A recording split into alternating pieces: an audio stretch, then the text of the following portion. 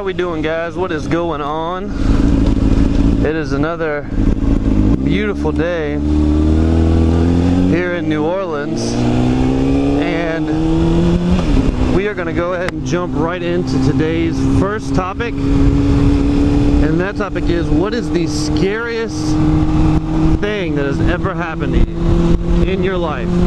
I'm going to touch on this topic, and I'd actually like you guys to let me know what the scariest thing to ever happen to you was down in the comments section.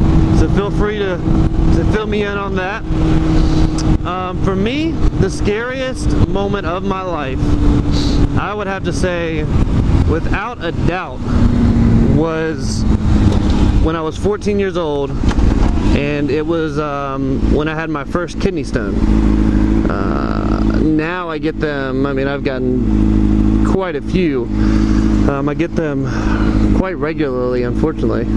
But I had my first kidney stone when I was 14 years old, and I was actually taking a summer school class to get ahead, and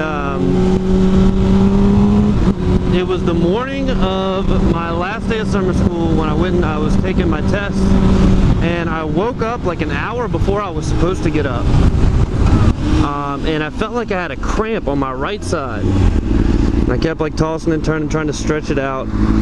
Never went anywhere, and then it just kept getting worse and worse and worse and worse and worse, and I had no idea what it was.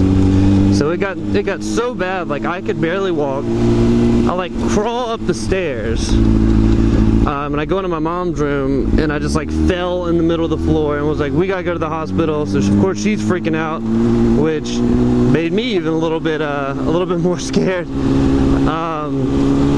And then we went to the hospital.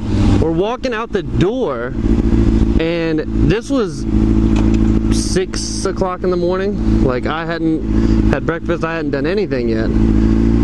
And we're getting into the van, and I just puke everywhere in the driveway. So then I was like, what the fuck is going on? So get into the car, I mean, excruciating pain, and then we get to the hospital. They bring me straight back, which was nice because that doesn't usually happen at hospitals. And bring me straight back. They give me pain meds right away, which obviously made everything a lot easier to deal with, needless to say.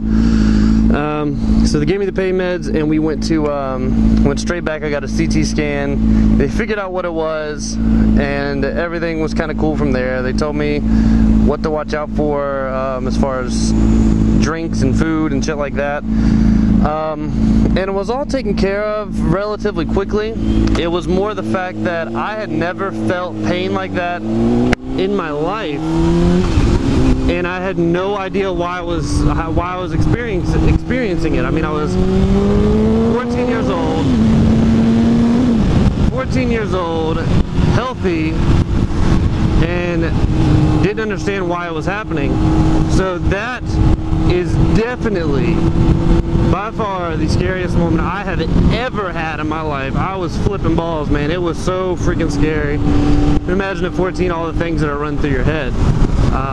But it's time to get some gas. Would I like a car wash? Hell no, I don't want a car wash.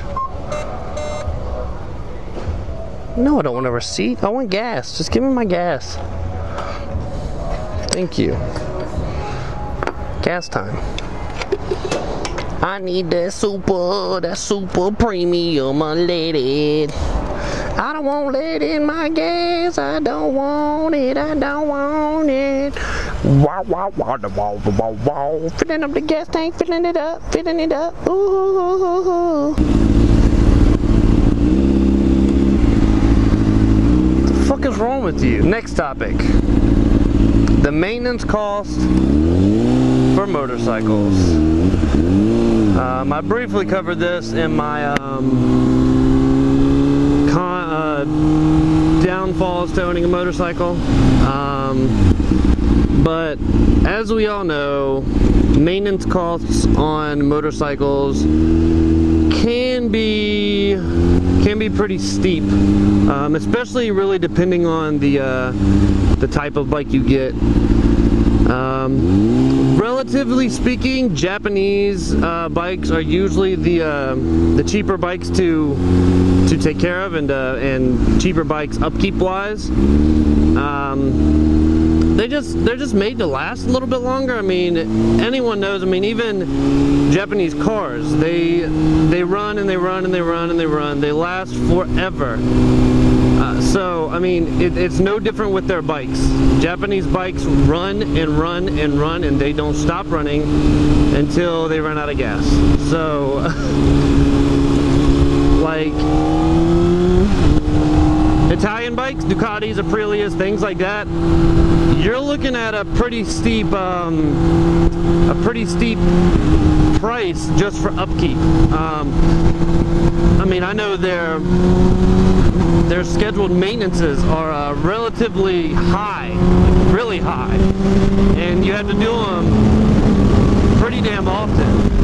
I know the closest dealership to me is a Ducati and Triumph dealership, and I was going to get my oil change there because I don't have an oil can. At the time I didn't have rear or front stands, so I was just going to drop it off to them, get the oil changed, and they were going to charge me $140. There is no way in hell I'm paying $140 to change the oil.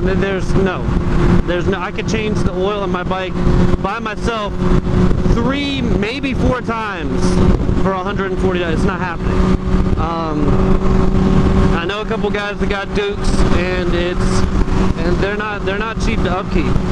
Maintenance costs, like just the scheduled maintenance, I mean, you're talking about $600 to drop it off and have them do the checks that you're supposed to get done and whatnot. So me personally, I couldn't justify getting a bike like that unless if I was filthy rich. I know these bikes, I mean, the maintenance isn't too terrible as far as like in comparison to other types of bikes. I mean, you have to change the oil about every 4,000 miles. With every bike, tires are going to be pretty expensive because if you ride it a decent amount, you're going to need to get new tires rather regularly, depending on if you drop a good, a pretty penny for some or not. But yeah, the spark plugs don't need to be changed too often. I know mine, the ones that come in this model of CBR, I think they said that they're usually good for 25,000 miles. So the spark plugs aren't too different than a car. I mean, just normal wear and tear. I mean, these things run at such high performance levels. Like, I mean, things kind of degrade quicker. You need to change things a little sooner than you would. I mean, you may own a car and never have to change the wheel bearings. This thing has right at about 25,000 miles, and probably about 500 miles ago I had to change the front wheel bearings. You also have to factor in the chain and sprockets. I mean, those wear down. You need to change those. Just little things like that. I mean, brake pads go out decently quick depending on how hard you ride your bike. I know mine were good when I got this bike last August, and I mean, I already changed them about 2 months ago. So I mean, those go decently quick. I mean, it's more of if you stay on top of your bike, if you stay on top of the maintenance, and you, instead of doing maintenance when you're told to, and you do preventative maintenance, you're fine. I mean, you can avoid spending a ton of money by spending a little money here and there. I mean, that's really what it boils down to. And it really boils down to how much pride do you take in your machine. Are you willing to go check tire pressure and check your chain and sprocket and check all those little things once a week just to see how they are? Are you willing to lube your chain once every 2 weeks, or are you the guy that lubes it, and then you don't touch it again for another 3-4 months. That's a great way to pop a chain, and that's a great way to have to replace your chain and sprocket. So I mean, it really boils down to, if you don't take good care of your bike, you're going to end up spending a whole hell of a lot more money than us guys that take pride in our machines and do everything we can, keep them as clean as possible. I've been kind of slacking on the clean part. I've just been busy. But normally this baby's clean. I check everything, especially with it being an older bike. If you buy an older bike, you're naturally going to end up spending more money in maintenance than somebody who just bought a 2013 Gixxer or ZX6R CBR. You're going to spend more money solely because it's an old bike. My bike is 10 years old. I mean, that's longer than my brother's. My brother has been alive. So, I mean, it really boils down to what you're willing, how much time you're willing to put into the bike. If you put time into it, you're going to save the money in the long run. But if you don't, you're going to end up dropping $800 at a time to get a bunch of things fixed because you didn't take the time, the 10 minutes out of your day once a week or once every 2 weeks to just look over things. So that's my take on that. You put the time in, you'll see the repercussions from it. If you don't, you'll see those repercussions as well. So that's just another thing to keep in mind when it comes to maintenance. Just stay on top of everything, and you shouldn't be paying an arm and a leg for all kinds of stuff. My question for the day to you guys, it's kind of a nerdy one, but I'm sure, considering I have a majority of guys that watch my videos, you guys will all know your answer right off the bat. If you could be any superhero, I told you this is nerdy. If you could be any superhero ever created, any superhero, who would you be? Me personally, I would want to be Iron Man, just because he is so badass, and he's not even really a superhero. He just got a suit. But that's me personally. So I want to know the scariest moment of your life, as well as what superhero you would be if you could be anyone. Which one would you be? Leave those down in the comment section for me, guys. I look forward to reading all of your comments. I hope you enjoyed Monday's edition of ZJ Motovlogs.